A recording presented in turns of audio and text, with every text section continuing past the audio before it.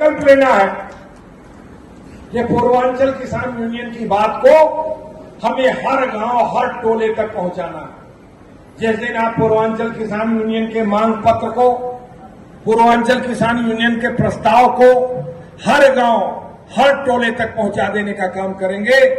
जो राजनीतिक दल आज केवल वोट लेने के लिए आए हैं, उनकी वास्तविकता आपके सामने नजर आ जाएगी और फिर वो गांव में घुसने की हिम्मत नहीं करेंगे।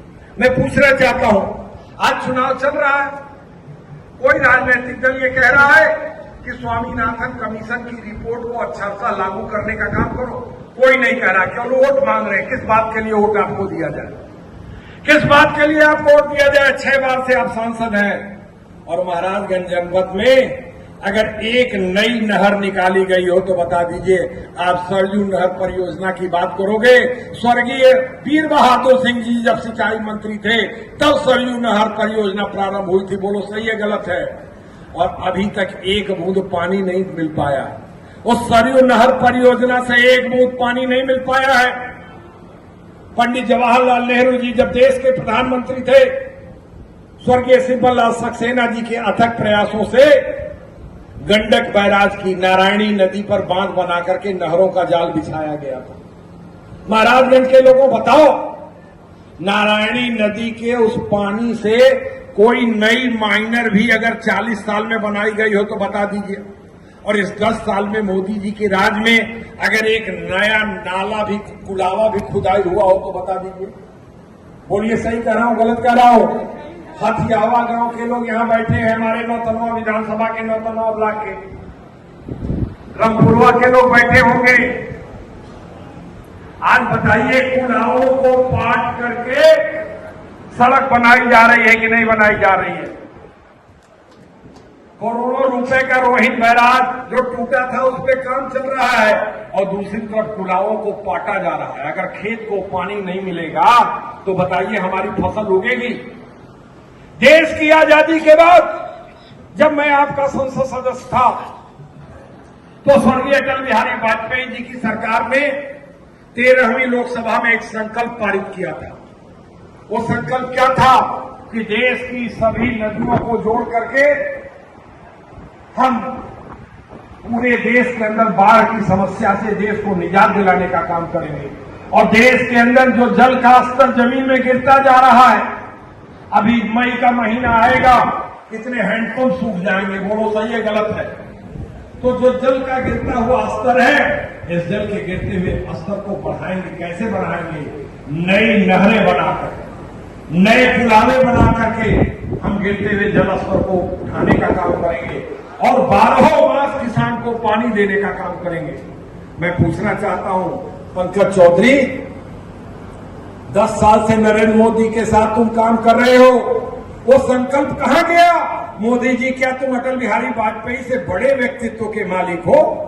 उनके पैर के धूल के बराबर नहीं हो, पैर के धूल के बराबर। ये बात इसलिए कहना चाहता हूं साथियों कि जब मैं आपका संसद सदस्य था तो 2002 में बहुजन समाज पार्टी और भारतीय जनता पार्टी की मिली सरकार उत्तर प्रदेश में थी। उत्तर प्रदेश में गन्ने का दाम 95 रुपए क्विंटल से घट करके 72 रुपए क्विंटल हो गया। बस्ती जिले के मुंडेरवा के 2 किसानों ने सरकार के इस अन्याय के खिलाफ शहीद होने का काम किया। जैसे ही इसकी आवाज हमारे कानों तक आई, हमने दूसरे दिन कार्यस्थगन प्रस्ताव लाकर के संसद की कार्रवाई को ठप कर दिया और कहा कि आदरणीय प्रधानमंत्री जी जब तक सदन के अंदर नहीं आएंगे, सदन की कार्रवाई नहीं चलेगी। ठीक 1 घंटे बाद 12 बजे आदरणीय अटल बिहारी वाजपेयी जी आए। मैं उनको प्रणाम करता हूं। 1 घंटे बाद जब स्पीकर ने प्रधानमंत्री के समक्ष मुझे बोलने की इजाजत दिया तो मैंने कहा, आदरणीय प्रधानमंत्री जी, उत्तर प्रदेश में पिछले साल खाद, पानी, डीजल जब सस्ता था तो उत्तर प्रदेश में गन्ना किसानों को गन्ने का दाम मिला 95 रुपए क्विंटल और इस साल घट करके हो गया है 72 रुपए क्विंटल। ये स्थिति इसलिए पैदा हुई कि चीनी मिल मालिकों ने तर्क दिया है कि हमें 95 रुपए क्विंटल गन्ना मूल्य का भुगतान करने में पड़ता नहीं पड़ रहा। मैंने कहा, उत्तर प्रदेश का सहारनपुर जिला और हरियाणा का अंबाला जिला, जमुना उस पार अंबाला, जमुना इस पार सहारनपुर। अंबाला का चीनी मिल मालिक हरियाणा में गन्ना किसानों को गन्ने का दाम दे रहा है 105 रुपए क्विंटल। हरियाणा में चीनी मिल मालिक दे रहा है 105 रुपए क्विंटल और उत्तर प्रदेश के चीनी मिल मालिकों को 95 रुपए क्विंटल गन्ने का दाम देने में पड़ता नहीं पड़ रहा। यह स्थिति इसलिए उत्पन्न हुई कि माननीय उच्च न्यायालय ने एक आदेश पारित कर दिया कि राज्य समर्थित मूल्य की अदायगी चीनी मिल मालिक नहीं करेंगे। जो न्यूनतम सांविधिक मूल्य है, स्टेचुरी मिनिमम प्राइस है, उसकी ही अदायगी चीनी मिल मालिक करेंगे।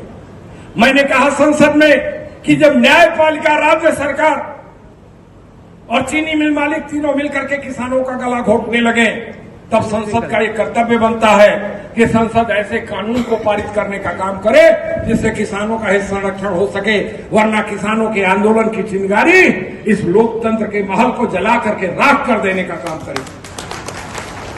मैं फिर सैल्यूट करता हूं स्वर्गीय अटल बिहारी वाजपेयी जी को, मेरी बात पर गंभीर हुए और 15 दिन बाद संसद में चर्चा स्वीकार हुई और उस चर्चा पे 64 रुपए 50 पैसे से गन्ने का न्यूनतम सांविधिक मूल्य 69 रुपए 50 पैसे हुआ और 10% औसत रिकवरी के आधार पर आपको 72 रुपए क्विंटल की जगह पे 85 रुपए क्विंटल गन्ने का दाम मिला। और फिर सैल्यूट मारता हूं, प्रणाम करता हूं अपने नेता स्वर्गीय मुलायम सिंह यादव जी को।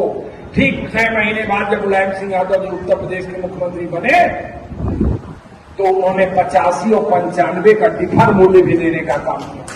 विश्व में जितनी भी लोकतांत्रिक सरकारें होंगी, मैं देश में नहीं विश्व की बात कर रहा हूं, किसी भी सरकार में खादी मंदिर की जमीन पे कब्जा कर रहा है और हमारा सांसद मूक दर्शक बनकर के बैठा है, हमारा वित्त राज्य मंत्री मूक दर्शक बनकर के बैठा हुआ है। इन लोगों ने अपनी व्यथा कहा, मैंने कहा आप हमारे कार्यक्रम में आइए, आपके यज्ञ में मैं शामिल हूं। मैं आपको बधाई देता हूं आप यहां पर आए। मैं ये कहना चाहता हूं साथियों कि अभी भारत और नेपाल के रिश्ते में मैंने जो बातें कही वो केवल आपके बीच में नहीं कह रहा हूं।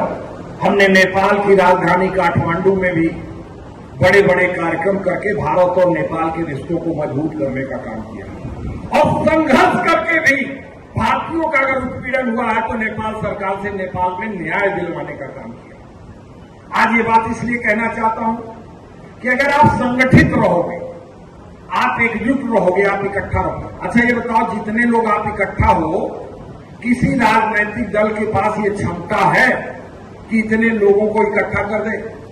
बोलिए।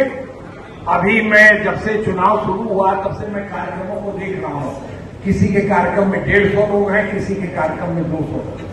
जो सरकारी पार्टी वाले लोग हैं उसमें कर्मचारी अपनी पत्नियों तक को बेचारी को भेज दे रहे हैं। बोलिए सही है गलत है? अगर मैं गलत कर रहा हूं तो बता दीजिए। इतने लोग अगर मुट्ठी तान करके खड़े हो जाओगे तो कलेक्टर की हैसियत नहीं है जो कलेक्टर महाराजगंज जनपद में अन्याय करेगा किसानों कि भूसा नहीं बनाओ जाए। तो ये बहुत अच्छी बात विक्रम यादव ने कहा कि गेहुआ तो खरीद लिया जाए, भूसवा कहां से खरीदल जाए। तो मैंने तुरंत अपना बयान जारी किया कि कलेक्टर 72 घंटे के अंदर सर्वे करा करके अपने निर्णय पर पुनर्विचार करें। जिन सिवानों में संपूर्ण गेहूं कट गया है वहां भूसा बनाने की इजाजत दें। और मैं बधाई दूंगा कलेक्टर से कि मेरे उस बयान के बाद महाराजगंज जनपद में भूसा बनाने पर किसी का उत्पीड़न नहीं हुआ। दूसरा उदाहरण मैं देना चाहता हूं, आईपीएल सिसवा चीनी मिल 29 तारीख से बंद थी।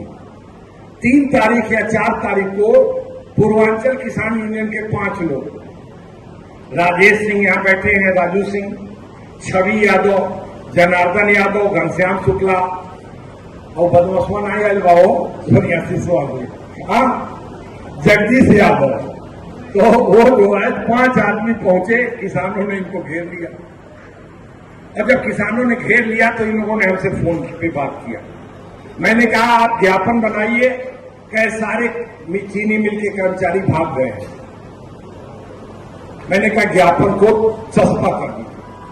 3 घंटे बाद वित्त राज्य मंत्री जी पहुंचे 21 किलोमीटर की दूरी पर सिसवा से वो रहते हैं। महाराजगंज में आजकल रह रहे हैं। जब भतीजवा भाव से पटक नहीं बाइन कर, समझ लो बात के, गोरखपुर आजकल नहीं रहा था मैं। जो मर गए बेचारे जिला पंचायत अध्यक्ष के इनके बड़े भाई, उनके लड़के से पट नहीं रही है, तो आजकल महाराजेगंज रह रहे हैं। 21 किलोमीटर की दूरी पे वो रहते हैं। और कई दिन बाद पहुंचे सिसवा चीनी मिल बंद होने के 8 दिन बाद, और वो भी जब पूर्वांचल किसान यूनियन के लोगों ने आवाज बुलंद किया तब। तो अगर पहले दिन ही पूर्वांचल किसान यूनियन के लोग जग जाते तो पहले दिन ही उनको पहुंचना पड़ता। मीडिया में मैं लखनऊ में था, पढ़ा कि चुटकी बजाते ही वित्त राज्य मंत्री ने समस्या का समाधान कर दिया। दूसरे दिन भी समस्या का समाधान नहीं हुआ। तब तीसरे दिन मेरे साथियों ने कहा कि अब बिना आपके आए समस्या का समाधान नहीं होगा।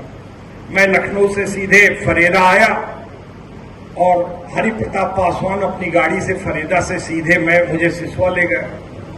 मैं अपने जीवन की पहली घटना बता रहा हूं कि मैं किसी आंदोलन में नौतनवा के लोगों के बिना पहली दफे मैं सिसवा में गया। अंदर से मैं भी घबरा रहा था कि नौतनवा वाले रहते हैं तो लड़ जाएंगे, हम तो अकेले जा रहे हैं, पता नहीं क्या होगा।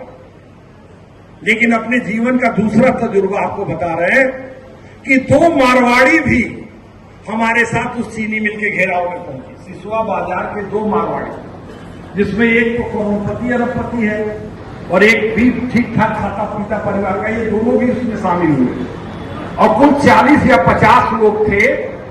सिसवा चीनी मिल जैसे दामाद की खातिर करता है, वैसे हाथ जोड़ के पूरा प्रबंध तंत्र खड़ा था। मैंने कहा भाई पानी पीने और चाय पीने नहीं आया हो, समस्या का समाधान करने आया। एक एक मांगों को माना कि नहीं माना उन्होंने। और आज से 5 दिन या 6 दिन पहले 3 बजे भोर में सिसवा चीनी मिल के मैनेजर का फोन आया, सर हमने चीनी मिल चला दिया 3 बजे भोर में। मैंने कहा आपको बधाई। कहने का मतलब ये तेवर पैदा कर लोगे तो चाहे दरोगा हो, चाहे बीडीओ हो, चाहे तहसीलदार हो, चाहे एसडीएम हो, चाहे कलेक्टर हो, चाहे मंत्री हो, चाहे संतरी हो, किसी की हैसियत नहीं है जो तुम्हारा उत्पीड़न करे।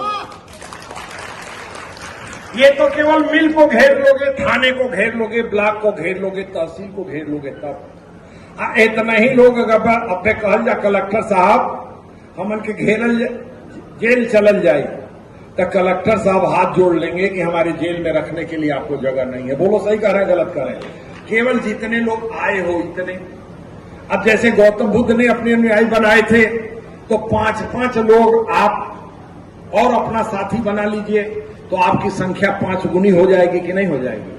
तो ये 5 गुनी संख्या जिस दिन कमिश्नर के यहां जाएगी उस दिन कमिश्नर साहब अपना ऑफिस छोड़ के भाग जाएंगे। बोलो सही है गलत है? और फिर वो लोग 500 की संख्या बढ़ा ले तो मुख्यमंत्री हिलने लगेंगे। बोलो सही कह रहा हूं गलत कह रहा हूं? केवल 5000 प्रतिबद्ध कार्यकर्ता बना लो, 5000। चाहे जो एमएलए होगा, चाहे जो एमपी होगा, उसे आपके सामने झुकना पड़ेगा, झुकना पड़ेगा।